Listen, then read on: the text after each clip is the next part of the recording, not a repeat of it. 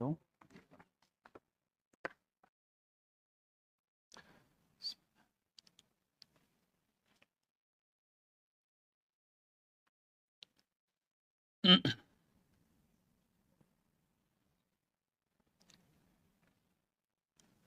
الحمد لله والصلاة والسلام على رسول الله وعلى آله وصحبه ومن والاه، أما بعد. أيها الإخوة الكرام، نلتقي وإياكم في هذه الليلة المباركة، وليلتنا هذه هي 26 من شهر محرم لعام 47 و400 وألف للهجرة، الموافقة ل20 من شهر يوليو لعام 25 و2000. كعادتنا في ليالي الأحد أو في ليالي الاثنين نجلس سويا في بيت الله تبارك وتعالى للتعرف على خيرة البشر بعد الأنبياء والرسل، أعني بهم أصحاب رسول الله صلى الله عليه وسلم ورضي الله عنهم أجمعين. وكنا قد شرعنا في حلقتنا الماضية في بيان ترجمة أحد أبناء عم رسول الله صلى الله عليه وسلم الذين آمنوا به واتبعوه ونصروه وعزروه ووقروه. وهذا الصحابي الجليل لقب بطيار الجنة، وهو كذلك ممن هاجر الهجرتين، وهو أخو أحد المبشرين بالجنة، بل هو كذلك ممن بشر أو ممن أخبرنا عن أنه من أهل الجنة، ألا وهو أبو عبد الله وأبو المساكين جعفر ابن أبي طالب الهاشمي القرشي رضي الله عنه وارضاه. فنسأل الله تبارك وتعالى في هذه الدقائق المعدودة أن يوفقنا لكل خير، وأن يبارك لنا في الوقت، وأن يجعل هذه الحلقة وغيرها من الحلقات التي عقدت في بيته في موازين حسناتنا يوم لا ينفع مال ولا بنون إلا من أتى الله بقلب سليم. Mes très chers frères, nous nous retrouvons dans cette 26e nuit du mois de Muharram de l'an 1447, c'est-à-dire le 20 juillet 2025. Comme chaque dimanche soir, nous nous retrouvons à la mosquée afin de faire connaissance avec l'élite de l'humanité après les prophètes et les messagers, c'est-à-dire les nobles et illustres compagnons et compagnes de notre noble prophète et messager, alayhi salatu wassalam, qu'Allah les agrée. Et la dernière fois, nous avions commencé brièvement de parler d'un des compagnons du prophète, alayhi salatu wassalam, un de ses proches, un de ses cousins, un des frères d'un des promis au paradis. D'ailleurs, lui-même, on a reçu l'information qu'il faisait partie des gens du paradis, un de ceux qu'on surnomme celui qui vole au paradis, un de ceux qu'on surnomme Abu Abdillah, le père des pauvres, et un de ceux que le prophète aimait le plus parmi ses proches, alayhi salatu wassalam. Il s'agit d'Abu Abdillah Ja'far ibn Abi Talib radiyallahu anhu. En demandant à Allah Azza wa Jal, durant ces quelques instants passés ensemble dans sa mosquée, de nous accorder la réussite et de nous accorder aussi la bénédiction dans le temps qu'on passe assis ici à parler de lui, de son messager et de ceux qui l'ont accompagné, et de faire de ces assises des moyens d'alourdir nos balances de bonnes actions le jour de la résurrection. كنا قد قلنا بعض الأشياء القليلة عن جعفر رضي الله عنه في الحلقة الأخيرة، وهو أسن من علي رضي الله عنه ب10 سنين، وهو ممن آمن من أول من آمن من الصحابة الكرام. فقد ذكر بعض المؤرخين أنه معدود في 30 الأولين ممن دخل الإسلام، فهو من السابقين الأولين. وذكرنا أنه كذلك هاجر الهجرتين، وهو الذي استأذن النبي صلى الله عليه وسلم في أن يهاجر إلى أرض يتمكن فيها من عبادة ربه عز وجل. فأذن له النبي صلى الله عليه وسلم وهاجر إلى أرض الحبشة. وقبل أن يرحل إليها شيعه النبي صلى الله عليه وسلم وزوده ببعض الكلمات دعوات طيبات مباركات يقولهن في مسيره إلى تلك الأرض البعيدة وفي جميع الأيام التي عاشها في هذه الدنيا. وكنا قد توقفنا عند هذا الحد.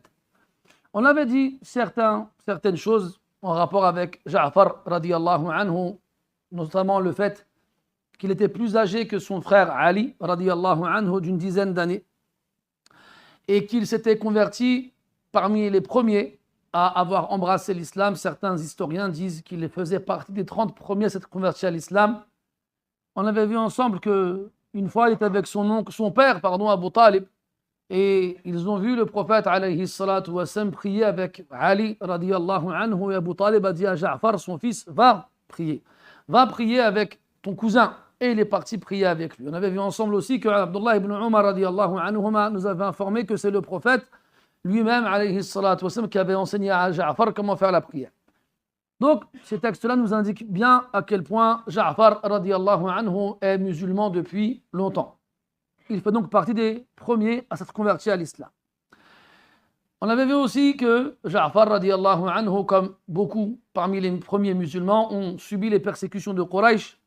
Et Ja'far radiyallahu anhu a demandé la permission au prophète alayhi salatu wassalam de quitter la Mecque afin de se rendre dans une terre où il pourrait adorer Allah tabaraka wa ta'ala sans craindre rien ni personne. Et le prophète lui a donc permis de quitter la Mecque et de se rendre en Abyssinie, en Éthiopie, auprès du Négus, chez lequel... Ah, vous m'excuserez. Voilà. Chez lequel personne ne craignait la moindre injustice.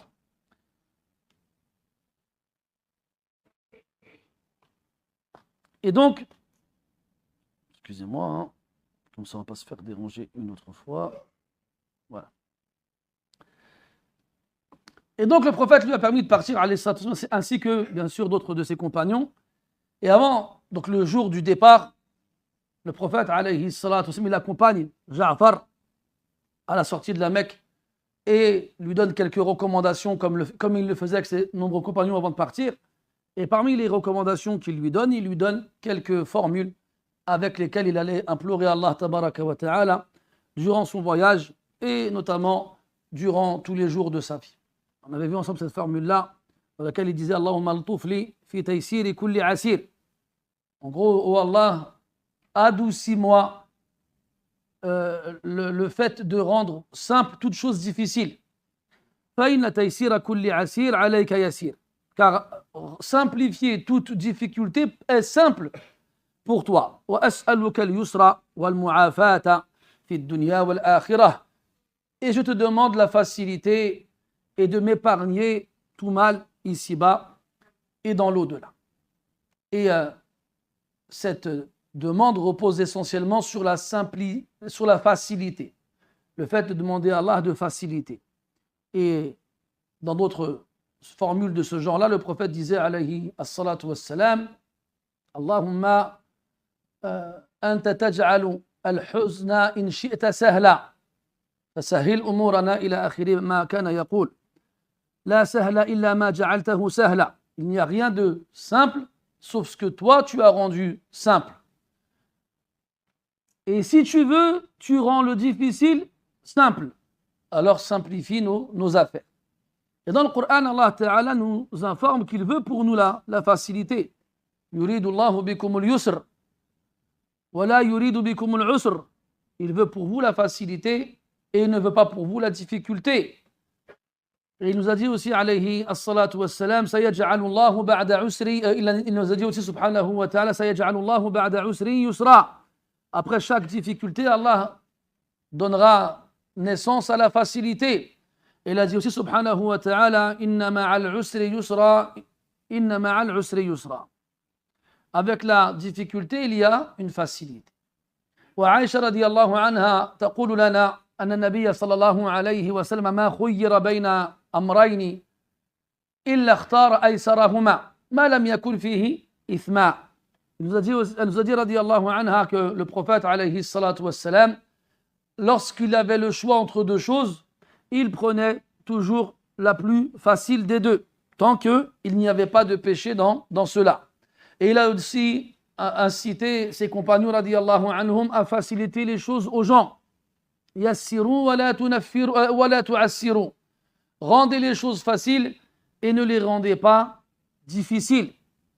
Donc il faut toujours demander à Allah Azza wa Jal de rendre les choses simples et faciles, tout comme il faut s'efforcer nous aussi de rendre les choses simples et faciles autour de nous et pour les gens autour de nous, et de ne pas être une difficulté pour les autres, et de ne pas serrer là où il n'y a pas matière à serrer, mais au contraire être facile à vivre pour les autres. Al-Muhim, Ali Ja'far radiyallahu anhu, on avait vu ensemble qu'il s'était marié avec Asma bint Umays radiyallahu anha dans les premiers temps de la prophétie et de la révélation, et qu'il était parti avec elle en Abyssinie, qu'ils se sont installés là-bas dans une terre lointaine et étrangère et hostile où ils ne connaissent personne, mais au moins ils sont en sécurité pour adorer Allah Azza wa Jal. On avait vu la dernière fois justement l'importance de choisir une terre où on peut adorer Allah Azza wa Jal, même si cette terre-là est difficile à vivre. Regarde, ils demandent à Allah de la facilité tout en quittant leur terre natale, leur patrie, juste pour l'adorer sans être persécutés. Et quand on voit les efforts que les humains fournissent ici-bas pour vivre heureux et épanouis sans que cela n'ait de rapport avec leur relation avec Allah Azza wa Jal, eh bien on devrait en tant que croyant en l'au-delà fournir encore plus d'efforts pour vivre sur une terre où on sera en mesure d'adorer Allah Azza wa Jal sans que personne ne nous en empêche, car c'est dans cette adoration-là qu'on trouvera notre épanouissement. طيب استقر المهاجرون الأولون بأرض الحبشة ولم يعانوا فيها شيئا من قبل أهلها، ولما بلغ خبر هجرتهم قريشا استشاطوا غضبا واجتمعوا واتفقوا على أن يرسلوا إلى النجاشي رجلين منهم ليقنعه بردهم إليهم حتى لا يكونوا مسبة وعارا على العرب حيث هربوا منهم واستطاعوا أن يخرجوا من بين أيديهم سالمين. والقصة مشهورة رواها غير واحد من المحدثين، والرواية إما أن تكون منسوبة إلى عبد الله بن مسعود رضي الله عنه وكان معهم، أو إلى أم سلمة رضي الله عنها. والرواية أم سلمة رضي الله عنها أطول وأفصل، ولذلك وقع اختيارنا عليها حتى لاشتمالها على تفاصيل كثيرة.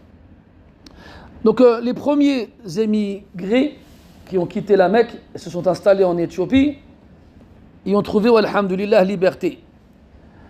Mais Quraysh, lorsqu'ils apprirent qu'une partie des musulmans avaient quitté la Mecque, se sont mis en colère et ont refusé d'accepter que des musulmans originaires de la Mecque la quittent, et ont eu peur de ce que les gens allaient dire par la suite, comme quoi Quraysh ne sont pas capables de gérer leurs affaires internes. Et ils avaient peur donc que cela ait des répercussions sur leur notoriété au sein des Arabes. Alors, ils se sont mis d'accord pour envoyer 2 hommes parmi eux en Éthiopie auprès du Négus pour le convaincre de renvoyer les musulmans à la Mecque. Et cette histoire-là, elle est connue et elle est rapportée par de nombreux savants, et notamment d'après Abdullah ibn Mas'ud radiyallahu anhu, qui faisait partie de ces émigrés. ou Salama radiallahu anha, qui elle aussi faisait partie de ces émigrés. Et la version la plus longue et la plus détaillée est celle de Salama radiallahu anha, comme le rapporte l'imam Ahmad rahimahullah et d'autres. Et c'est celle-ci qu'on va lire ensemble pour voir le rôle que Ja'far radiallahu anhu a joué et les leçons qu'on peut en tirer. قالت سلمة رضي الله عنها لما نزلنا أرض الحبشة جاورنا بها خير جار النجاشي أمنا على ديننا وعبدنا الله لا نؤذى ولا نسمع شيئا نكرهه. Donc elle nous dit رضي الله عنها qu'après s'être installés en Éthiopie, ils y ont trouvé le meilleur des voisins et ils bénéficièrent de la meilleure des protections, de celle du roi de ce pays-là, Al-Najashi, le Négus, qui s'appelait Asrama. Alors le Négus, c'est un titre, c'est pas son nom. Donc ils étaient en sécurité dans leur pratique religieuse et pouvaient adorer Allah Ta'ala sans craindre la moindre agression ou sans craindre d'entendre la moindre chose qu'ils n'aimeraient pas entendre. فلما بلغ ذلك قريشا ائتمروا أن يبعثوا إلى النجاشي فينا رجلين جلدين وأن يهدوا للنجاشي هدايا مما يستطرف من متاع مكة وكان من أعجب ما يأتيه منها إليها الأدم فجمعوا له أدما كثيرا ولم يتركوا من بطارقته بطريقا إلا أهدوا له هدية ثم بعثوا بذلك عبد الله ابن أبي ربيعة ابن المغيرة المخزومي وعمر بن العاص ابن وائل السهمي وأمروهما أمرهم وقالوا لهما ادفعوا إلى كل بطريق هديته قبل أن تكلموا النجاشي فيهم ثم قدموا للنجاشي هداياه ثم سألوه أن يسلمهم إليكم قبل أن يكلمهم قالت إلى آخر ما قالت. Donc, quand Quraysh apprirent la nouvelle, ils se réunirent et se mirent d'accord pour envoyer auprès du Négus 2 hommes forts, Jaldain. Et quand on parle de fort ici, c'est pas seulement une force physique, mais c'est aussi une force intellectuelle, des gens qui savent parler, des gens qui savent négocier, des gens qui savent convaincre. Ils ont aussi dit préparer des cadeaux pour le Négus, des choses les plus prestigieuses de Mecca. Et parmi les choses que Al-Najashi aimait provenant de Mecca, le cuir qui y était fait. Alors ils préparèrent un certain nombre de pièces de cuir, et ils ont aussi préparé des cadeaux pour les ministres. Al-Bitriq, c'est le ministre du roi, ça peut aussi être un prêtre ou un moine. Et comme on le sait, en Éthiopie, ils étaient très chrétiens, et donc les ministres du roi étaient aussi des hommes religieux et donc des moines. Donc ils ont prévu des cadeaux pour tous les ministres du roi. Et ils ont choisi 2 hommes, Abdullah ibn Rabi'a, ibn Abi Rabi'a et Amr ibn al-As. Et ils leur ont dit d'abord, donnez les cadeaux à chacun d'entre eux, aux moines, ministres, puis ensuite au roi. Ne leur parlez de rien avant de leur avoir donné leurs cadeaux.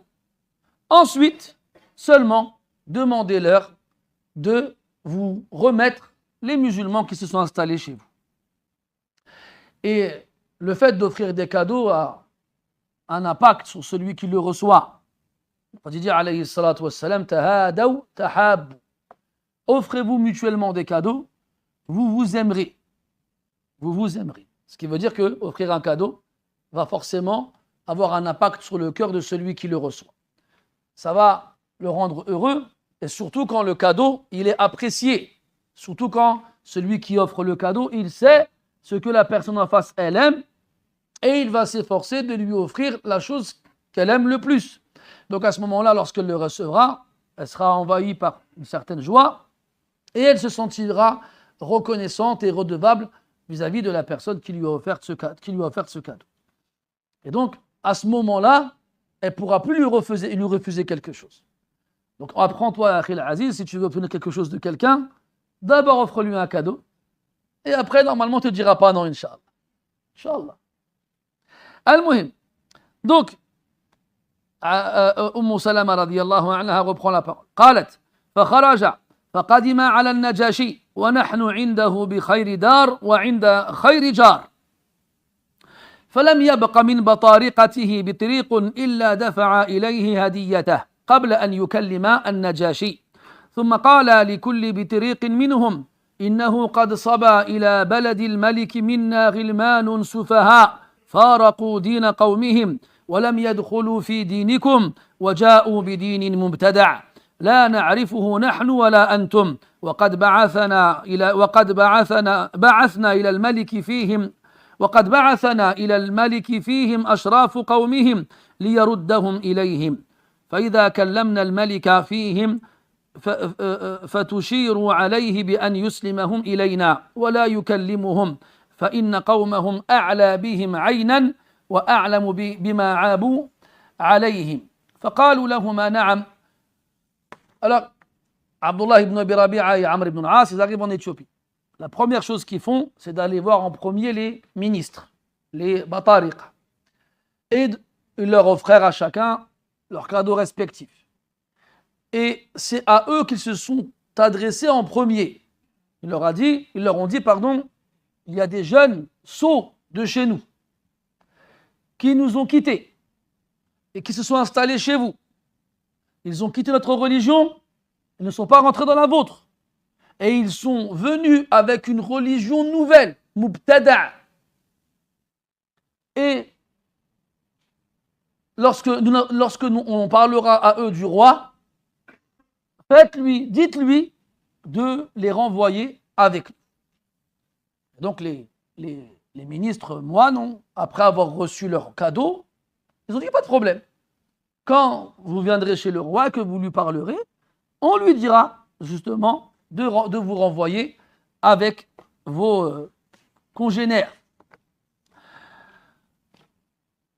ثم إنهما قرب هداياهم إلى النجاشي فقبلها منهما ثم كلماه فقال له أيها الملك إنه قد صبا إلى بلدك منا غلمان سفهاء فارقوا دين قومهم ولم يدخلوا في دينك وجاءوا بدين مبتدع لا نعرفه نحن ولا أنت وقد بعثنا إليك فيهم أشراف قومهم من آبائهم وأعمامهم وعشائرهم لتردهم إليهم فهم أعلى بهم عينا وأعلم بما عابوا عليهم وعاتبوهم فيه. Donc ils sont arrivés chez le Najashi, ils nous dit la même chose. Il y a des jeunes de chez nous, des sots, qui nous ont quittés et ont quitté notre religion sans rentrer dans la tienne, en s'installant chez toi, et sont nés avec une nouvelle religion que personne ne connaît, ni nous, ni eux. Et les gens nobles de chez nous nous ont envoyés auprès de toi pour que tu les renvoies parmi eux, car ils les connaissent mieux et savent mieux comment régler leurs problèmes. Et aussi dans la stratégie qui a été opérée, c'est qu'ils ne voulaient pas que An-Najashi parle avec les musulmans directement. C'est pour ça qu'ils sont passés par les moines pour qu'ils réussissent à le convaincre de les renvoyer directement sans savoir à leur parler. تقول أم سلمة رضي الله عنها ولم يكن شيء أبغض إلى عبد الله بن أبي ربيعة وعمر بن العاص من أن يسمع النجاشي كلامهم فقالت بطارقته حوله صدقوا أيها الملك صدقوا قومهم قال صدقوا أيها الملك قومهم أعلى بهم عينا وأعلم بما عابوا عليهم فأسلمهم إليهما فليرداهم إلى بلادهم وقومهم. Et la chose que Abdullah ibn Abi Rabi'a et Amr ibn al-As ne voulaient absolument pas, c'est que An-Najashi parle avec les musulmans directement. Et c'est là que les moines y sont intervenus. Ils disent la vérité. Leur peuple les connaissent mieux que quiconque. Et ils savent mieux que quiconque quel mal ils ont fait et comment régler leurs problèmes. Renvoie-les avec eux. فغضب النجاشي ثم قال لا الله أيم الله إذا لا أسلمهم إليهما ولا أكاد قوما جاوروني ونزلوا بلادي واختاروني على من سواي حتى أدعوهم فأسألهم ماذا يقول هذان في أمرهم فإن كانوا كما يقولان أسلمتهم إليهما ورددتهم إلى قومهم وإن كانوا على غير ذلك منعتهم منهما وأحسنت جوارهم ما جاوروني. Et là, Najashi se met en colère. Il dit par Allah, je ne les livrerai à personne avant de les avoir écoutés, avant d'avoir entendu ce qu'ils ont à dire. S'ils sont vraiment comme on les a décrits, alors je les renverrai avec Abdullah et Amr.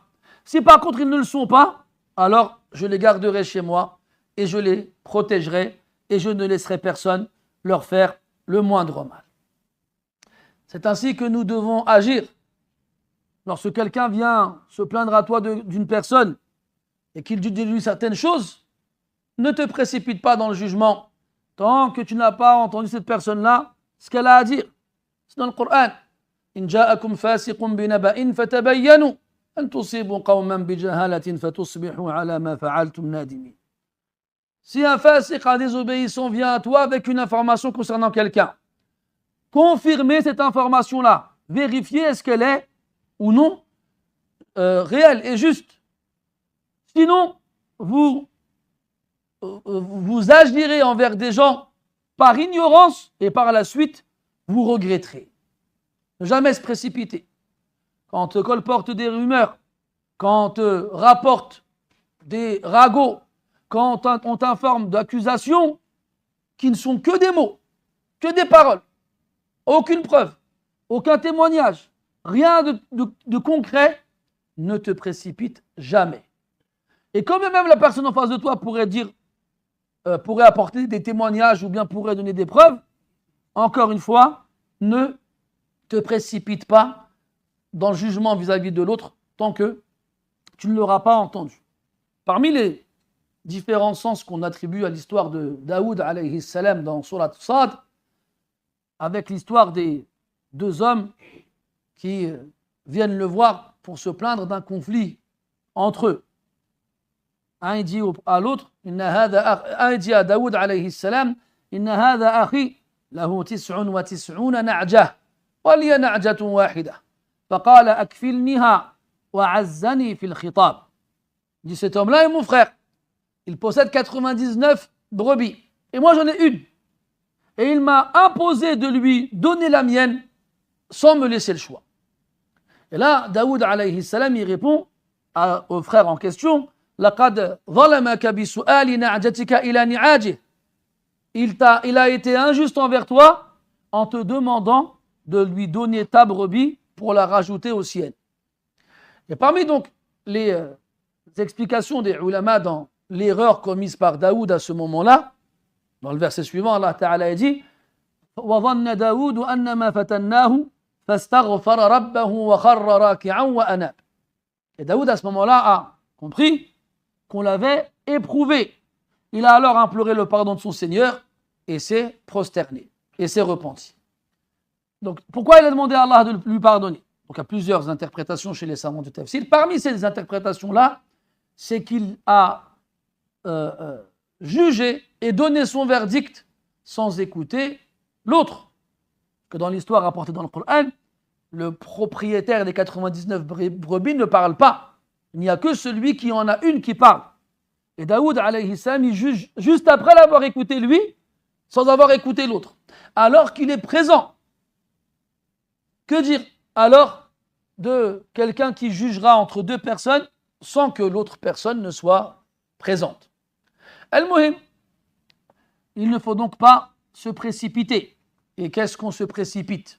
Aujourd'hui, n'importe qui peut dire ce qu'il veut sur n'importe qui et les gens vont courir pour lui donner raison. Surtout quand la personne accusée sera déjà non appréciée par les autres. Et il ne faut pas que le jugement que tu as sur quelqu'un au préalable t'influence quand on te parle de cette personne-là dans un conflit avec une autre personne. Non. C'est pas parce que toi tu as eu des problèmes avec cette personne-là que ça t'a laissé un goût amer dans la poitrine que tu dois t'en servir pour dire « Ah, je savais que c'était quelqu'un de pas bien ». Là, Allah dit dans le Coran « Wa idha qultum fa'adilu walau kana dha qurba ». Allah il nous ordonne dans le Coran d'être juste quand on parle, même si c'est envers quelqu'un de proche dans la famille. Et de ne pas dire oui, c'est mon frère, oui, c'est mon père, oui, c'est ma mère ou autre chose. طيب نعود إلى حديث أم سلمة رضي الله عنها. قالت: ثم أرسل إلى أصحاب رسول الله صلى الله عليه وسلم فدعاهم، فلما جاءهم رسوله يعني رسول النجاشي اجتمعوا يعني أصحاب النبي صلى الله عليه وسلم ثم جاءوه ثم قال بعضهم لبعض: ما تقولون للرجل إذا جئتموه؟ قالوا: نقول والله ما علمنا وما أمرنا به نبينا صلى الله عليه وسلم كائن في ذلك ما هو كائن. الله أكبر. Donc, Al-Najashi, il envoie un émissaire auprès des musulmans qui sont chez lui pour les convoquer dans son palais. Alors, ils se réunissent et se demandent les uns les autres: qu'est-ce qu'on va lui dire demain quand il nous interrogera? Alors, ils ont répondu: on lui répondra ce que le prophète nous a enseigné, alayhi salatu wassalam, et ce qu'il nous a ordonné de dire, quoi que ce soit. Ka'inun ma huwa ka'in. Quoi que ce soit ce qu'on nous a enseigné, ou bien quoi qu'il puisse arriver. Quoi qu'il puisse arriver. Je ne peux pas m'empêcher, moi, quand je lis des choses pareilles, de penser à ces personnes qui apparaissent sur les plateaux télé ou sur Internet avec des gens en face d'eux qui leur posent des questions et qui ne veulent pas répondre correctement, alors qu'on sait très bien qu'ils savent quelles sont les bonnes réponses. Ils veulent plaire et ils veulent donner un discours satisfaisant. Et subhanallah, qui doit-on chercher à satisfaire si ce n'est Allah subhanahu wa ta'ala, le Seigneur de l'univers?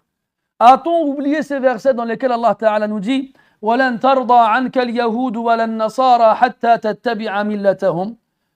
Ils ne seront jamais satisfaits de toi tant que tu n'auras pas suivi leur religion. Tu peux dire ce que tu veux. Si tu n'as pas suivi leur religion à la fin et donc délaissé la tienne, ils ne seront jamais satisfaits de toi. Et ces gens-là qui apparaissent, des fois c'est des imams, des fois c'est des penseurs. J'ai jamais compris, moi, le principe de penseur. Je ne comprends pas, moi. C'est quoi le diplôme qu'il faut passer pour être penseur? Moi, depuis que je suis petit, je pense. Et n'importe quel être humain, il pense. Penseur. Donc, un penseur, théologue, d'accord? Théologue, mais encore. C'est-à-dire, quand j'étais à la fac, bon, je ne sais pas si c'est vraiment une fac, hein, celle de Saint-Denis, Paris 8, Allahu A'lam. On est plus proche de l'école du cirque que de la fac. Bon, bref. Je suivais un cours de théologie. Et j'avais une prof qui passait son temps à dire n'importe quoi. Et à chaque fois, je m'interposais pour lui dire: madame, ce que vous dites, c'est faux. Mais c'était un dialogue de sourds. Jusqu'au jour où elle m'a dit: écoute, c'est simple. Le jour du partiel, de l'examen, si tu veux avoir correct, tu dois mettre les réponses que moi je t'ai données en cours. Je n'accepterai pas d'autres. Si tu mets autre chose, je te compterai faux. Je dis: écoutez, madame, je vais vous simplifier la vie, je ne viendrai pas, comme ça, tout ira bien. Bref, tout ça pour dire que voilà, c'est ça votre théologie là. Vous pouvez la garder, votre théologie. Dans tous les cas, donc ils viennent, ils m'aiment, Inch'Allah, peut-être, je ne sais pas, et même chez lui peut-être, avec ses enfants, Allahu A'lam. Un théologue, penseur, philosophe, voilà, lui c'est le meilleur, lui. Philosophe. Ils sont là, mais non, il ne faut pas les écouter, les gens qui disent des choses comme ça. Le Coran ne dit pas ça. Et si, et ça, il n'y a pas de hijab, il n'y a pas de ci, il n'y a pas de ça. Et voilà. Si, Allah, il fait ce qu'il veut, l'une de ces personnes-là, pour une raison ou une autre, entend ces quelques paroles que je prononce actuellement, j'appelle ma pauvre et misérable personne, ainsi que ces gens qui ont pris la responsabilité de s'asseoir devant les gens et de leur parler au nom d'Allah et de son messager, de craindre un jour où ils seront debout devant lui, nus, qui est sans chaussures et incirconcis, et où ils devront répondre à Allah Azza wa Jal, pourquoi t'as dit ça en mon nom? Parce que là, on ne parle pas de choses qui nous appartiennent. On ne parle pas de choses qui sont propres à nous. On parle de la religion d'Allah subhanahu wa ta'ala. Ibn al-Qayyim rahimahullah, dans un de ses livres, il appelle les savants qui font la fatwa al-muwaqqi'una anillah. Tu sais c'est quoi le muwaqqi'a? Le muwaqqi'a, c'est celui à qui tu donnes une délégation, une procuration. Quand tu viens, tu dis halal, tu dis haram, tu es en train de parler au nom d'Allah Azza wa Jal. Parce que tu informes au sujet de sa religion. C'est pas la tienne, c'est la sienne. Et il a déjà tout établi. Il n'a pas demandé à toi de venir changer ce qui existait déjà. Donc si tu ne veux pas faire entendre à ces gens-là des choses qu'ils n'aimeraient pas entendre, personne ne t'oblige à aller les voir. Personne. Mais malheureusement aujourd'hui, plus qu'hier, on entend des gens dire des choses horribles au nom d'Allah et de son messager et de sa religion. Craignons Allah tous et souvenons-nous de ce jour où on devra répondre de nos actes.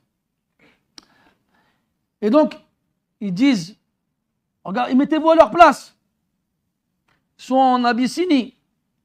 Ils n'ont nulle part d'autre où aller. Ils vont se retrouver devant le roi de ce pays, qui n'a qu'un mot à dire pour qu'ils en soient expulsés. Et s'ils sont expulsés, où est-ce qu'ils iront? Ils retourneront à la Mecque, où ils seront encore plus persécutés. Ils sont en droit de se demander, mais demain, quand il nous posera des questions, qu'est-ce qu'on lui répondra? Et eux, plus que d'autres, auraient, entre guillemets, sur un plan logique et humain, raison d'avoir peur. Ils ont dit, on ne dira rien d'autre que ce qu'Allah et son prophète nous ont enseigné. Quoi qu'il arrive, c'est ça qu'on doit faire. Et c'est ça qu'on doit dire. Et après, Allah Ta'ala, il fait ce qu'il veut. Allah Ta'ala, il fait ce qu'il veut. طيب. فلما جاءوه وقد دعا النجاشي أساقفته فنشروا مصاحفهم حوله سألهم فقال ما هذا الدين الذي فارقتم فيه قومكم ولم تدخلوا في ديني ولا في دين أحد من هذه الأمم قالت فكان الذي كلمه جعفر بن أبي طالب رضي الله عنه فقال له أيها الملك كنا قوما أهل جاهلية نعبد الأصنام ونأكل الميتة ونأتي الفواحش ونقطع الأرحام ونسيء الجوار يأكل القوي منا الضعيف فكنا على ذلك حتى بعث الله إلينا رسولا منا نعرف نسبه وصدقه وأمانته وعفافه فدعانا إلى الله لنوحده ونعبده ونخلع ما كنا نعبد نحن وآباؤنا من دونه من الحجارة والأوثان وأمرنا بصدق الحديث وأداء الأمانة وصلة الرحم وحسن الجوار والكف عن المحارم والدماء ونهانا عن الفواحش وقول الزور وأكل مال اليتيم وقذف المحصنة وأمرنا أن نعبد الله وحده لا نشرك به شيئا وأمرنا بالصلاة والزكاة والصيام قال فعدد عليه أمور الإسلام فصدقناه وآمنا به واتبعناه على ما جاء به فعبدنا الله وحده فلم نشرك به شيئا وحرمنا ما حرم علينا وأحللنا ما أحل لنا فعدا علينا قومنا فعذبونا وفتنونا عن ديننا ليردونا إلى عبادة الأوثان من عبادة الله وأن نستحل ما كنا نستحل من الخبائث فلما قهرونا وظلمونا وشقوا علينا وحالوا بيننا وبين ديننا خرجنا إلى بلدك واخترناك على من سواك ورغبنا في جوارك ورجونا ألا نظلم عندك أيها الملك.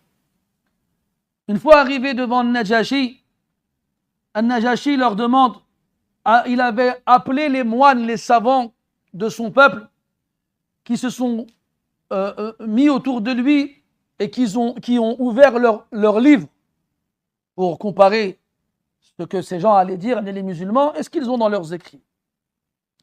Alors Al-Najashi, une fois qu'il a les musulmans devant lui, leur demande, c'est quoi cette religion avec laquelle vous vous êtes séparés de votre peuple sans pour autant rentrer dans la mienne, ni dans la religion de n'importe quelle communauté connue aujourd'hui ici-bas. Et là, Umm Salama radiyallahu anha, elle nous dit que c'est Ja'far ibn Abi Talib radiyallahu anhu qui a pris la parole. C'est lui qui a parlé au nom des musulmans. On a dit que c'était un des premiers à s'être converti à l'islam, un des proches du prophète alayhi salatu wassalam, et donc forcément un des plus savants. C'est le plus savant qui parle. C'est lui qui avance, c'est ce qui s'avance, et c'est lui qui avance les arguments. On ne laisse pas parler n'importe qui, surtout quand on est en phase de parler de notre religion, de la présenter. Et encore une fois, aujourd'hui, malheureusement, avec l'accès facilité au maximum par le biais des réseaux sociaux, tout le monde et n'importe qui prend cette responsabilité-là. Tout le monde, sans aucun problème, allume son téléphone et enclenche sa connexion et crée des pages, ou bien des comptes, pardon, où ils font des vidéos sur l'islam. Des fois, c'est pas méchant, dans le sens où des fois, tu vois un petit jeune d'une vingtaine d'années qui te parle des prophètes, les histoires des prophètes. Au début, ça commence toujours gentiment. Après, le frère, il s'y connaît un peu en moyens techniques, il te rajoute des effets spéciaux. Il te fait des montages. On voit des passages de dessins animés et tout ça. C'est de plus en plus attrayant. Quand tu regardes la vidéo, t'as envie de la regarder jusqu'à la fin. Et là, le nombre de suiveurs ou là, de followers, ou là, je ne sais pas comment ça s'appelle, il augmente. Et là, il faut chercher l'information comment dirais-je, spéciale qui fera encore plus d'effet. Et là, tu commences à entendre tout et n'importe quoi. Là, des fois, tu vois des femmes, des fois avec des hijabs, yani. Des fois sans hijab, des fois maquillées, font des vidéos tous les jours. Et on t'a rien demandé, on t'a rien demandé, on n'a pas besoin de toi. Et pareil pour l'autre, le petit jeune là avec, bon je ne vais pas donner des signes, sinon vous allez reconnaître, mais on t'a rien demandé toi aussi, Akhil Aziz. Et j'en suis sûr, et ce n'est pas une mauvaise opinion que j'ai de leur part, que la plupart d'entre eux ne savent même pas lire le Coran correctement. Si je l'attrape, je dis viens t'asseoir, récite-moi le Fatiha. Je ne suis pas allé loin. Combien de sourates t'as appris par cœur? Je lui parle en arabe. Quel livre t'as étudié? Avec qui? Quand? Je mettrai ma main à couper qu'il n'aura aucune réponse à donner à ces questions-là. Pourquoi tu te précipites? Pourquoi tu mets la charrue avant les bœufs? Pourquoi tu as 20 ans, tu es encore imberbe? On n'a pas besoin d'imberbe. On veut des poils. On n'en a pas besoin. Encore à la limite, tu es imberbe. Il n'y a pas le problème dans le fait de ne pas avoir de barbe. Le problème, c'est que ça montre ton jeune âge. Et ce jeune âge, Yahri, il ne correspond pas à la place que tu veux occuper. Va apprendre le Coran. Va apprendre la langue arabe. Va apprendre les bases de ta religion. Et si vraiment tu veux être utile à ta communauté, ne sors pas des piliers de l'islam. Ne sors pas de ça. Apprends aux gens à faire les ablutions. Apprends aux gens à faire la prière. Apprends aux gens quelques sens en rapport avec les versets du Coran qu'ils récitent tous les jours. Encourage les gens à aller à la mosquée. Encourage les gens à faire des bonnes actions. Ne va pas au-delà de ça. Ne va pas au-delà de ça. Et encore, même ces choses-là, ne les fais que quand ton professeur il t'aura dit c'est bon, tu peux le faire. Amma de ta propre initiative, toi, tu allumes ton téléphone et tu dis Bismillah, je vais faire des vidéos, on t'a rien demandé. Kunta fi afiyah, t'étais épargné. فأوقعت نفسك في المهالك. مهلك والله. T'étais à l'abri de tout reproche et de toi-même, tu t'es mis dans les problèmes. Toi-même. Tu parles sur Allah et sa religion sans science. وهذا من كبائر الذنوب. Et ça fait partie des plus grands péchés. Des plus grands péchés. Fais des tutos sur comment faire des Scooby-Doo. Ou bien comment, je ne sais pas moi. Fais des tutos sur ce que tu veux. Mais laisse le din tranquille. Laisse-le. On n'a pas besoin de toi. On n'a pas besoin de toi. Ni de toi, jeune imberbe qui ne sait pas lire le Coran, ni de toi, jeune musulmane qui a envie de faire des vidéos, on n'a pas besoin de vous. Après, ils vont dire, oui, mais tu décourages. Oui, je décourage, exactement.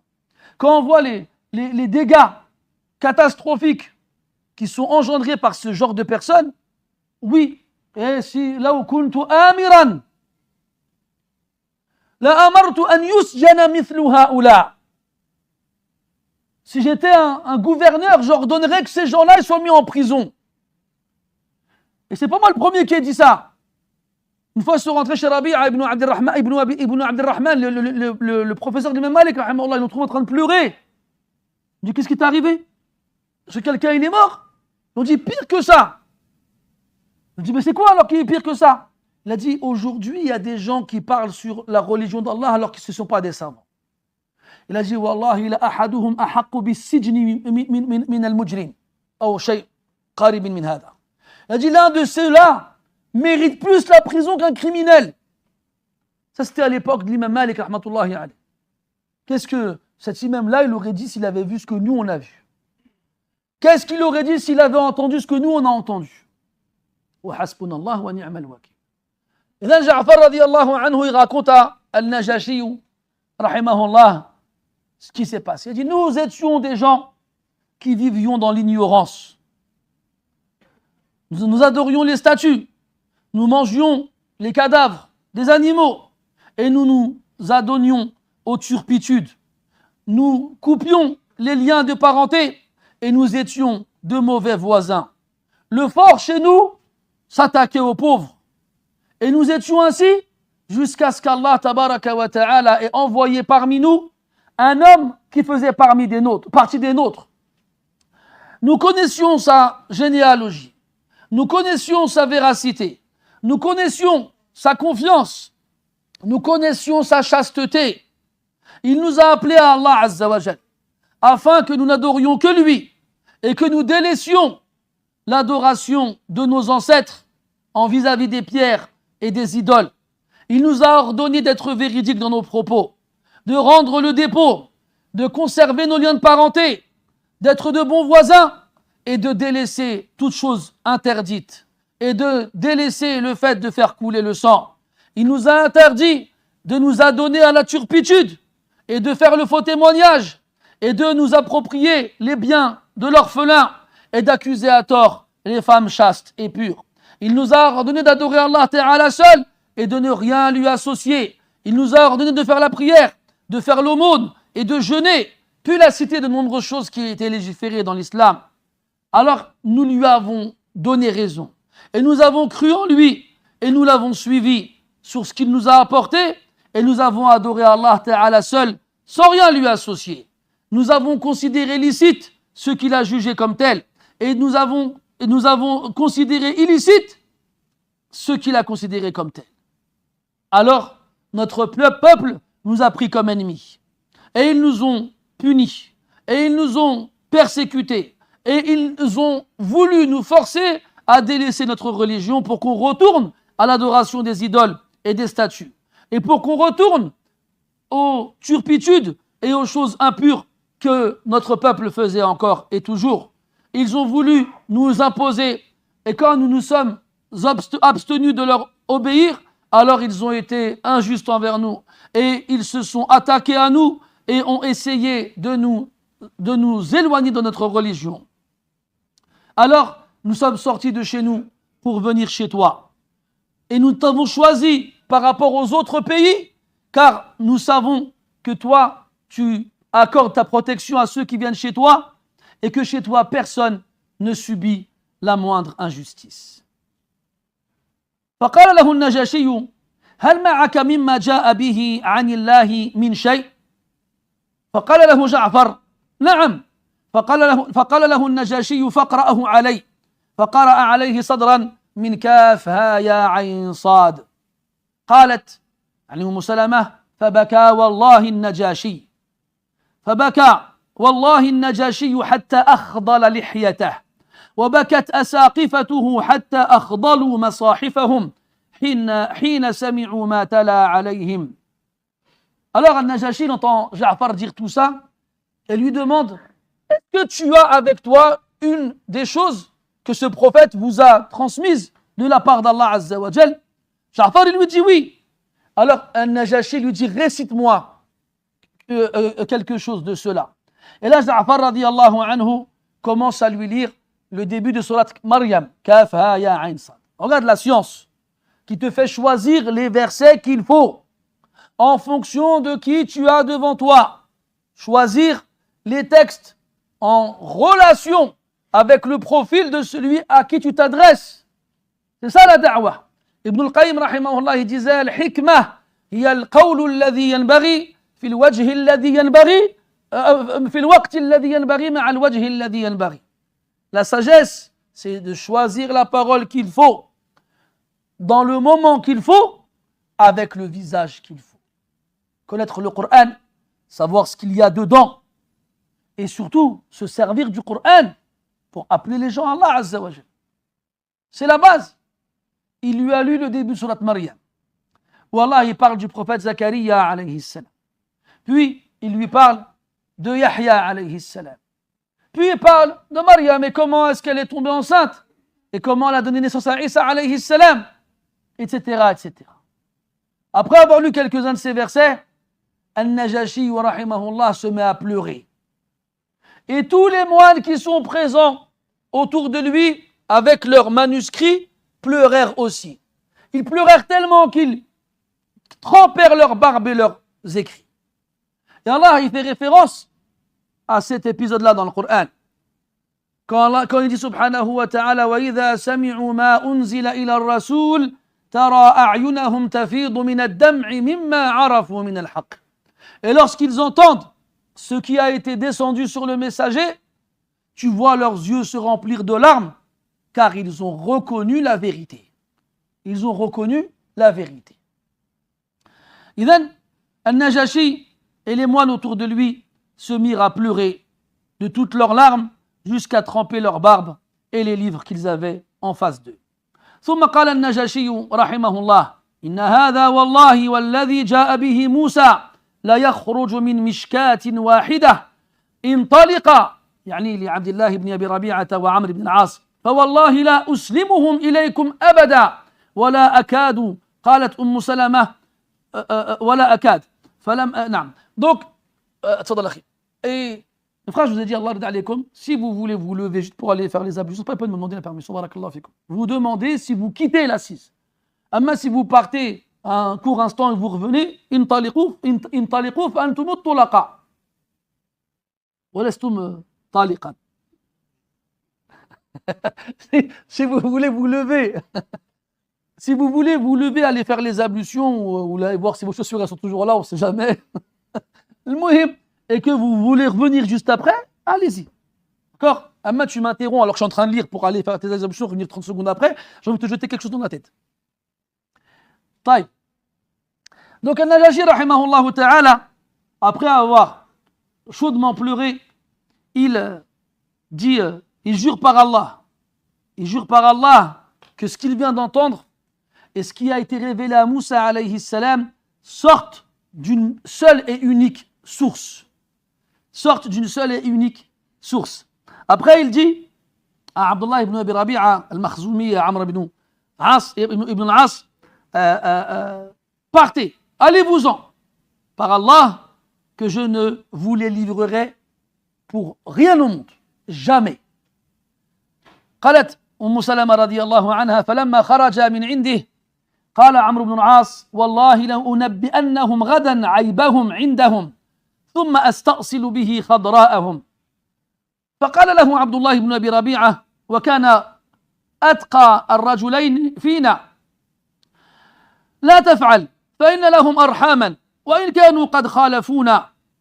قال والله لأخبرنه أنهم يزعمون أن عيسى بن مريم عبد.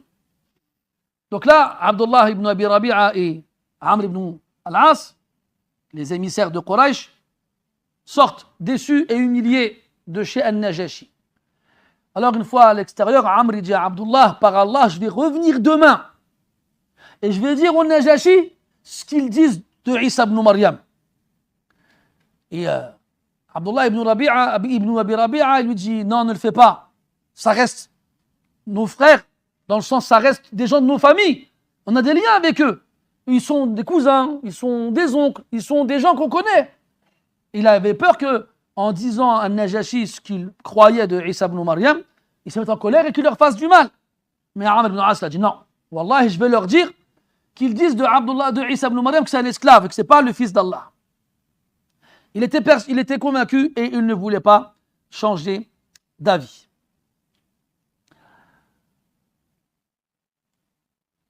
ثم غدا عليه الغد فقال له أيها الملك إنهم يقولون في عيسى بن مريم قولا عظيما فأرسل إليهم فاسألهم عما يقولون فيه فأرسل إليهم يسألهم عنه ولم ينزل بنا مثله فاجتمع القوم فقال بعضهم لبعض ماذا تقولون في عيسى إذا سألكم عنه قالوا نقول والله فيه ما قال الله وما جاء به نبينا كائنا في ذلك ما هو كائن. Donc pareil, ils ont été voir An-Najashi le lendemain. Ils lui ont dit, les gens que tu as vus hier disent au sujet de Isa ibn Maryam une chose gravissime. Demande-leur et tu verras. Ça te montre aussi que Amr ibn al-As, il est au courant. Il sait quelle est cette croyance que les musulmans ils ont, même dans des prophètes en quels eux ne croient pas. Quraysh ne croient pas en Isa ibn Maryam. Et pourtant, ils sont au courant de ce que les musulmans croient le concernant. Et ils vont s'en servir pour monter An-Najashi contre les musulmans. Alors An-Najashi, il envoie un émissaire auprès des musulmans. Ils leur disent, venez me voir et dites-moi ce que vous croyez au sujet de Isa ibn Maryam. Et là, les musulmans, ils ont eu peur. Ils savent que les chrétiens, ils disent que Isa, c'est le fils d'Allah Ta'ala, Allahu amma yaqulun. Et ils ont eu peur qu'en lui disant que nous ne sommes pas d'accord avec vous à ce sujet-là, que nous ne partageons pas cette croyance, qu'ils se mettent en colère et qu'ils leur en veulent. Alors ils se disent, qu'est-ce qu'on va lui dire demain quand il va nous interroger au sujet de Isa ibn Maryam? On va lui dire quoi? Et là, ils ont dit la même chose. On lui dira rien d'autre que ce qu'Allah nous a dit à son sujet. On ne dira rien d'autre. Comme ça me rappelle certains qui ont été visités dans des mosquées et à qui on a demandé pourquoi les musulmans ne peuvent pas épouser des non-musulmans.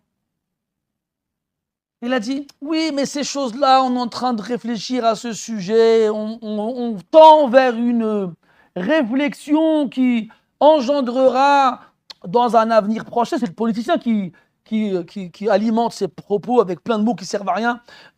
On est en train de voir. Qu'est-ce que tu racontes? On est en train de voir quoi? Qu'est-ce que tu veux voir en fait?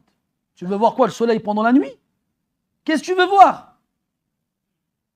Quand tu as voulu, à quel moment un musulman y pense qu'il est possible de rendre licite une chose qu'il a toujours été par tout le monde pendant des siècles?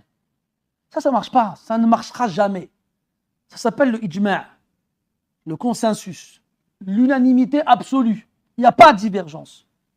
Oublie la possibilité d'engendrer un avis qui n'a jamais existé auparavant. Parce que ça voudra dire que tous ces musulmans étaient dans l'erreur avant que toi t'arrives. Et c'est pas possible ça. Le prophète dit sallallahu alayhi wa sallam, la tajtami'u ummati ala dalal. Ma communauté ne sera jamais entièrement réunie sur un égarement, sur une erreur. C'est pas possible. Oublie. Et c'est dans le Coran. Allah il a dit ولا تنكحوا المشركات حتى يؤمن ولا أمة مؤمنة خير من مشركة ولو أعجبتكم ولا تنكحوا المشركين حتى يؤمنوا ولا عبد مؤمن خير من مشرك ولو أعجبكم أولئك يدعون إلى النار والله يدعو إلى الجنة والمغفرة بإذنه. N'épousez pas les associatrices juste tant qu'elles ne croient pas. Et une esclave croyante est meilleure qu'une associatrice, même si elle vous plaît. Et ne mariez pas les associateurs aux musulmanes jusqu'à ce qu'ils croient. Et un esclave musulman est meilleur qu'un associateur, même s'il vous plaît. C'est la base. Puis on a le verset de Al-Ma'idah, où Allah il autorise aux musulmans d'épouser les femmes des gens du livre. C'est une exception qui vient confirmer la règle, mais seulement pour les hommes et seulement pour les femmes des gens du livre, et pour les musulmans vis-à-vis de ces femmes-là. C'est la seule chose qui existe en termes d'exception, rien d'autre. Il n'existe dans aucun verset, et aucun hadith, et aucun avis, chez les ulama, depuis toujours, quelque chose qui pourrait laisser sous-entendre que c'est possible. Ça n'existe pas, c'est pas possible, ça ne le sera jamais. Sauf chez les anadiqa, sauf chez les hypocrites qui veulent rendre licite ce qu'Allah a interdit ou rendre illicite ce qu'Allah a permis. Et nous nous désavouons auprès d'Allah de ces personnes-là. Et s'ils font ces choses-là, فقد خلعوا ربقة الإسلام من أعناقهم. Et s'ils agissent ainsi, ils se seront alors débarrassés du carcan de l'islam qu'il y avait autour de leur corps, de leur cou. طيب. إذن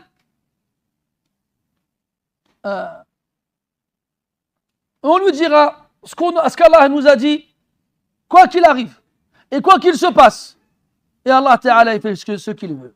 فلما دخلوا عليه قال لهم ما تقولون في عيسى بن مريم فقال له جعفر بن أبي طالب رضي الله عنه نقول فيه الذي جاء به نبينا صلى الله عليه وسلم هو عبد الله ورسوله وروحه وكلمته ألقاها إلى مريم العذراء البتول. Ils sont arrivés devant Najashi, rahimahullah, et il leur a dit, qu'est-ce que vous dites au sujet de Isa, le fils de Maryam? Et là, ils lui répondirent, nous disons de lui ce que le prophète nous a apporté, alayhi salatu wassalam. C'est l'esclave d'Allah, et son messager, et son esprit, et sa parole qu'il a donné à Maryam, la Vierge, celle qui s'est préservée des hommes. فضرب النجاشي يده إلى الأرض فأخذ منها عودا ثم قال ما عدا عيسى بن مريم ما قلت هذا العود فتناخرت بطارقته حوله حين قال ما قال فقال وإن خرتم والله اذهبوا فأنتم سيوم بأرضي والسيوم الآمنون من سبكم غرم ثم من سبكم غرم فما أحب أن لي دبرا ذهبا وأني آذنت رجلا منكم والدبر بلسان الحبشة الجبل ردوا عليهما هداياهما فلا حاجة لنا بها فوالله ما أخذ الله مني الرشوة حين رد علي ملكي فآخذ الرشوة فيه وما طاع الناس في فأطيعهم فيه. Et là, An-Najashi, rahimahullah, après avoir entendu Ja'far lui dire ce qu'il a dit, il a frappé le sol de sa main et il a ramassé un bâton. Et il a dit, ce que tu as dit n'a pas dépassé ce que Isa nous a apporté, si ce n'est la différence, si ce n'est ce bâton-là. Si ce n'est de ce bâton-là, dans l'épaisseur du bâton. Après, il a dit, par Allah, je ne vous livrerai à personne d'autre, à personne, et je ne vous renverrai pas chez vous, et vous êtes chez moi en sécurité, et je ne tolérerai de la part de personne qui ne vous fasse le moindre mal. Quiconque vous fera le moindre mal, verbal ou physique ou autre, c'est moi qui m'occuperai de lui personnellement, je le punirai. Et quand Ja'far il a dit ce qu'il a dit de Isa ibn Maryam, les moines qui étaient avec An-Najashi, ils ont, comment on dit, marmonné, ils ont pas grondé, comment on dit, comment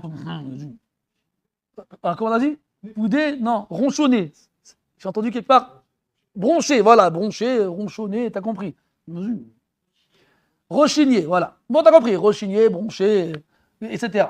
En gros, ils ont manifesté leur mécontentement, comme quoi, ils ne sont pas vraiment d'accord. Parce qu'on sait qu'ils ont exagéré dans le statut de Isa ibn Maryam alayhi salam en le considérant comme le fils d'Allah wal iyadu billah. Mais Najashi n'a pas porté d'intérêt à ce qu'ils ont dit. Et il a dit ce que vous avez dit, ce que Isa il a apporté. Il n'y a pas de différence plus large que celle de l'épaisseur de ce bâton-là. Puis, il a ordonné à ce que tous les cadeaux que Abdullah ibn Abi Rabi'a et Amr ont apportés leur soient rendus. Reprenez tout ça. On n'en a pas besoin et on n'en veut pas. Il dit, j'ai jamais accepté les pots de vin avant. C'est pas maintenant que je vais le faire. Et je n'ai jamais obéi à personne dans ce pays-là, en quoi que ce soit. C'est pas à vous que je vais obéir. Reprenez vos cadeaux et présents et laissez en sécurité chez moi les musulmans. Et ça, mes frères, il faut toujours faire confiance à Allah Azza wa Jalla quand on est face à quelqu'un de qui on craint un mal. Et de ne pas vouloir l'amadouer en lui disant des paroles qui lui feront plaisir, quitte à rejeter nos principes. Il faut rester fermement attaché à cela. Allah dit dans le Coran, فَإِذَا الَّذِي بَيْنَكَ وَبَيْنَهُ عَدَاوَةٌ كَأَنَّهُ وَلِيٌّ حَمِيمٌ. Avec la bonne parole, Allah il transforme un ennemi farouche en ami chaleureux. Il rapporte que Al-Hassan al-Basri, rahimahullah ta'ala, il a été convoqué par Al-Hajjaj ibn Yusuf après ce qu'on appelle Fitnatul Qurra, une guerre à laquelle il a participé contre Al-Hajjaj. Et Al-Hajjaj, il avait menacé avant cela de punir Al-Hassan al-Basri, rahimahullah ta'ala, une fois qu'il l'aurait devant lui.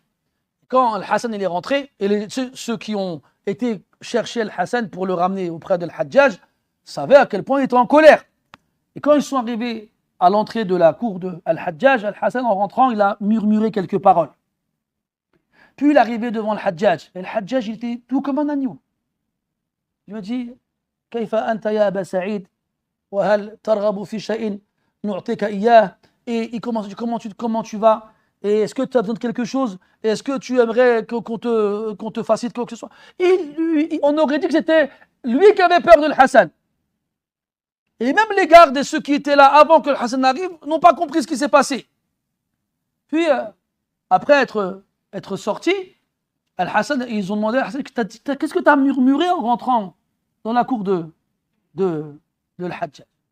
J'ai demandé à Allah Ta'ala de ne pas vider la peur que j'ai pour lui pour avoir peur d'autrui. J'ai demandé à Allah, lui qui contrôle les cœurs des gens, de mettre cette peur dans le cœur de celui-ci. Et c'est ce qu'Allah Ta'ala il a. Il raconte que Nawawi, rahimahullah ta'ala, il y avait un gouverneur à son époque qui vidait les caisses de l'État pour son plaisir personnel. Qu'est-ce qu'il a fait, Nawawi, rahimahullah? Il a acheté un kafan, un linceul, et il s'est habillé avec. Comme toi, tu mets le ihram quand tu vas faire la umrah. Et il est parti voir le gouverneur. Et il lui a dit, crains Allah dans le bien des musulmans. Tu laisses les musulmans affamés et toi tu remplis ta maison d'or et d'argent. N'as-tu pas peur du jour où Allah t'interrogera à ce sujet-là? Et lui, dans sa tête, il était convaincu qu'il allait se faire tuer pour ça. C'est pour ça qu'il a mis son kafan en guise de vêtement. Mais le gouverneur, il l'a vu ainsi, il a entendu ses paroles, c'est lui qui a eu peur de Nawawi. Il lui a dit, Barakallahu fik, tu as raison, on va t'écouter, on va faire attention. Etc., etc. Mais nous, on a peur. On a peur. Et il y a même un hadith, même si dans sa chaîne de narration il y a certaines faiblesses, qui dit Man khafani khawaftu minhu kulla shay. Wa man khafa ghayri khawaftuhu min kulli shay. Dans lequel Allah Ta'ala dit celui qui me craint, je ferai que toute chose aura peur de lui. Et celui qui ne me craint pas, je ferai qu'il ait peur de toutes choses autour de lui. Et donc, comme un verset, Allah nous dit subhanahu wa ta'ala فَلَا تَخَافُوهُمْ وَخَافُونِي إِن كُنْتُمْ مُؤْمِنِينَ فَلَا تَخْشَوْهُمْ. N'ayez pas peur d'eux et ayez peur de moi si vraiment vous êtes croyants. فَلَا تَخَافُوهُمْ وَخَافُونِي. Mais est-ce que nous avons peur d'Allah Azza wa Jalla? Allah il a dit وَنُخَوِّفُهُمْ فَمَا يَزِيدُهُمْ إِلَّا طُغْيَانًا كَبِيرًا. Allah il veut nous effrayer, mais chez certains d'entre nous, ça ne fait que nous pousser à nous rebeller encore plus. Donc n'ayons pas peur des gens, n'ayons pas peur de la pauvreté. Ces gens qui disent mais j'ai peur si je demande au patron de faire la prière du vendredi qui me vire. Eh ben vire-moi. Le patron c'est Allah qui lui donne sa subsistance. Tu l'as oublié? Faut avoir peur du licenciement. Alors qu'Allah Ta'ala, il a entre ses mains les cieux et la terre. Et qu'Allah Tabaraka wa Ta'ala, il donne sans limite ni compter. C'est quoi cette foi en Allah Ta'ala? C'est quoi cette peur de la pauvreté? Ash-shaytanu ya'idukumul faqra wa ya'murukum bil fahsha. C'est le diable qui vous promet la pauvreté. Allah, il vous promet la félicité. Donc, dans lequel des deux tu crois le plus? Et en lequel des deux tu as le plus confiance? Et duquel des deux tu as le plus peur? Innama dhalikum ash-shaytanu yukhawwifu awliya'ah. C'est le shaytan qui va tenter d'effrayer ses alliés. Mais il n'a aucun pouvoir. Allah l'a dit dans le Coran, Inna ibadi laysa laka alayhim sultan. Tu n'as aucun pouvoir sur mes esclaves. Fala takhafuhum wa khafuni. Si je mets le hijab, je travaillerai pas. Si je laisse ma barbe, je travaillerai pas. Si je refuse de serrer la main à ma collègue, ils vont me virer. Et si. Combien de musulmans, ils ont jeté tout ça à la poubelle? Parce qu'ils ont peur. Ils ont peur de ne pas travailler. Ils ont peur de ne pas avoir de salaire. Ils ont peur de ne pas payer le loyer. Ils ont peur de ne pas remplir le frigo. Ils ont peur. Mais subhanallah, الرزق يا إخواني بين يدي الرزاق سبحانه وتعالى. La subsistance, elle est entre les mains de celui qui donne et pas entre les mains de personne. Mais cette chose si simple et si basique échappe à la plupart d'entre nous. فنسأل الله تعالى أن يقوي إيماننا وأن يجعل علاقتنا به قوية وأن يجعلنا ممن إذا افتقر لجأ إليه واسترزقه ولم يسترزق أحدا غيره. اللهم اجعلنا ممن إذا أذنب استغفر لك، واجعلنا ممن إذا أنعمت عليه شكر لك، واجعلنا ممن إذا ابتليته صبر لوجهك، واجعلنا ممن رضيت عنه وأرضيته. اللهم اجعل أنفسنا راضية بك وراضية بدينك وراضية بأمرك. اللهم اجعلنا من النفوس المطمئنة الراضية، رضينا بالله ربا وبالإسلام دينا وبمحمد صلى الله عليه وسلم نبيا ورسولا. اللهم اجعلنا لهذه النعمة العظيمة من الشاكرين. اللهم لا تسلبنا هذه النعمة ما دمنا أحياء وتوفنا عليها واجعلنا فيها من الشاكرين يا أرحم الراحمين. سبحانك اللهم وبحمدك نشهد أن لا إله إلا أنت نستغفرك ونتوب إليك. وصلى الله على نبينا محمد وعلى آله وصحبه وسلم والحمد لله رب العالمين وبارك الله فيكم.